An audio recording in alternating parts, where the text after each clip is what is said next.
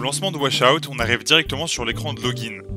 Ici, le joueur peut rentrer un nom de joueur et un mot de passe qui seront nécessaires pour se reloguer dans le jeu plus tard et pour contenir sa progression. On peut appuyer sur un bouton pour voir le mot de passe ou pas, puis confirmer. Directement, le jeu nous envoie dans la FTUE. Ici, il est question d'abord de commencer à donner le contexte du jeu, qu'est-ce qui se passe, qu'est-ce que le joueur va devoir faire. Très rapidement, on explique au joueur qu'il n'a accès qu'à des quantités limitées d'eau. On lui explique son objectif qui est de satisfaire le patron, et on explique qu'il faut nettoyer pour satisfaire le patron. Et là ensuite on explique les contrôles de base, à savoir qu'on peut utiliser son doigt pour contrôler la direction dans laquelle va être tiré le jet d'eau. Donc comme on peut voir ici avec la souris qui simule donc le mouvement du doigt, on va pouvoir déplacer le jet d'eau en déplaçant son doigt sur l'écran. On peut interagir avec les tâches pour les nettoyer, on peut aussi interagir avec d'autres objets de l'environnement, par exemple les objets électriques, s'ils sont touchés par l'eau, vont faire un petit effet électrique. Ici, comme on peut le voir, le joueur est en train de nettoyer toutes les tâches à la suite. Plus il nettoie de tâches, plus il obtient un multiplicateur grand, on voit Amazing x8 ici, et plus son multiplicateur est grand, plus il va gagner de satisfaction de la part de son patron, qui va donc s'ajouter à la barre en dessous. Son objectif, c'est d'arriver à avoir une barre remplie à 100%, pour avoir une reward supplémentaire, mais s'il arrive à 0%, il rate le niveau complètement. Donc là, le joueur a bientôt fini le niveau, et donc il va se retrouver avec l'écran de fin de niveau. Écran qui lui donne son score, la quantité d'argent qu'il a gagné, ainsi qu'une note. S'il a rempli à 100%, il gagne aussi un tampon certifié.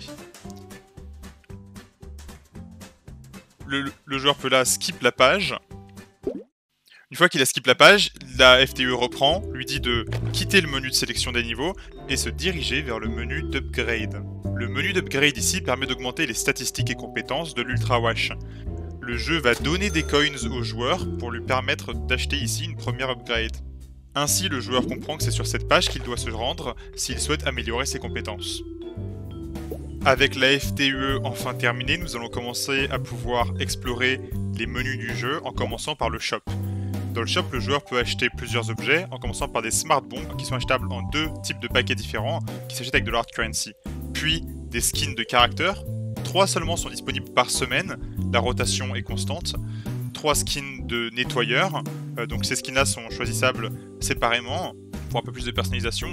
Le joueur peut aussi acheter de la soft currency avec des prix en hard currency. Et enfin, le joueur peut acheter de la hard currency avec du vrai argent. A l'aide des boutons en bas de l'écran, le joueur peut également se rediriger rapidement vers les catégories qui l'intéressent. Observons ce à quoi peut ressembler une séance d'achat dans Washout. Le joueur commence par aller acheter des Reputation Points à l'aide de son vrai argent. Une fois qu'il a obtenu des Reputation Points, il décide d'acheter des coins, mais aussi quelques Smart Bombs pour s'aider dans les niveaux, et également un skin pour son player. Le joueur peut équiper son skin directement depuis le shop, puis retourner jouer.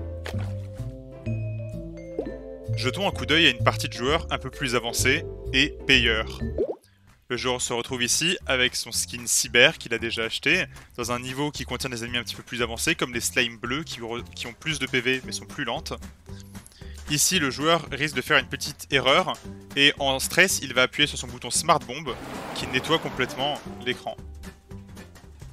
Il a ainsi trivialisé une partie du niveau qui lui semblait difficile. Cette technique peut par exemple être utilisée pour franchir des paywalls, qui ont été set-up de façon précise par les développeurs en avant. Ici, le joueur profite de son avantage pour obtenir un très bon score, et débloquer un tampon certifié à la fin de son niveau.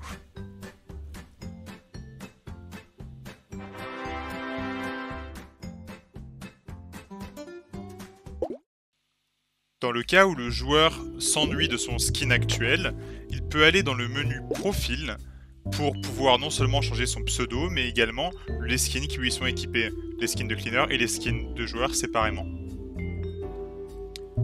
Jetons maintenant un coup d'œil au gameplay d'un niveau un peu plus compliqué, ici le niveau 2.5.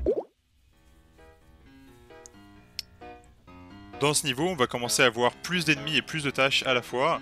Ça va être un vrai challenge pour le joueur. On a ici une slime rose, mais aussi une slime verte. Celle-ci est immobile, mais elle se déplace normalement en effectuant des zigzags sur l'écran. Le joueur ici a laissé des tâches passer.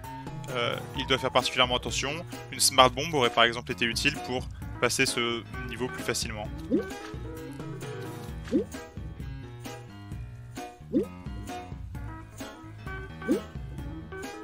Si le joueur est en difficulté sur un niveau, il peut toujours revenir sur les niveaux précédents et jouer en boucle pour obtenir plus de coins qui lui permettront ensuite de acheter des upgrades de Ultra Wash. Évidemment, il peut aussi se connecter tous les jours pour récupérer une daily reward en coins. À la fin du niveau, le joueur peut également regarder une publicité pour tripler les profits de sa partie. Le triplage des profits ne peut par contre être fait qu'une fois par journée. Ici, on peut voir qu'à la fin d'un niveau, selon le score du joueur, un pourcentage apparaît sur le nom du niveau.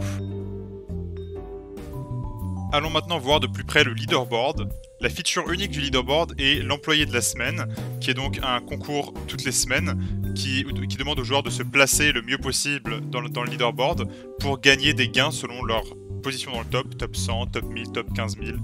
Ils gagnent des récompenses en soft currency et en hard currency.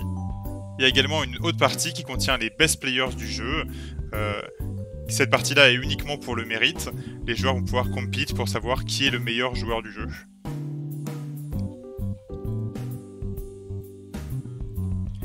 Pour finir cette démonstration, nous allons montrer ce à quoi pourrait ressembler une partie avec un Ultra Wash extrêmement amélioré. Ici, en achetant de la soft currency à un très grand prix, on va pouvoir acheter une quantité gigantesque de soft currency avec laquelle on va pouvoir améliorer notre Ultra Wash. Il s'agit donc ici d'un privilège qui est donné à ceux qui ont grindé le jeu pendant des dizaines d'heures, ou alors aux joueurs qui ont décidé de mettre une quantité non négligeable d'argent dans le jeu. Il est donc question ici de donner aux joueurs le sentiment d'avoir bien utilisé son temps ou son argent. Agréable, ici l'idée va être de faire en sorte que le joueur ait un vrai sentiment d'amélioration avec l'Ultra Wash. Si le joueur met de l'argent dans le jeu pour récupérer beaucoup de soft currency ou alors grind le jeu pendant des mois pour récupérer énormément de soft currency et augmenter son Ultra Wash, le jeu va se transformer en quelque chose de différent, moins stressant et plus quelque chose s'approchant d'un jeu légèrement idle où l'idée va être d'approcher, de tenter à avoir le plus haut score possible. C'est ces joueurs-là qui vont pouvoir compete au plus haut niveau sur le leaderboard. Et ici, l'idée va être de faire en sorte que le joueur puisse avoir une approche plus journalière et moins stressante, plus en passe-temps du jeu. Et ici, donc, on va voir que le joueur a donc un très grand score et un très grand nombre de soft currency gagnés à la fin, car il a tout nettoyé parfaitement. Nous vous remercions d'avoir écouté cette vidéo et nous espérons que vous apprécierez Washout.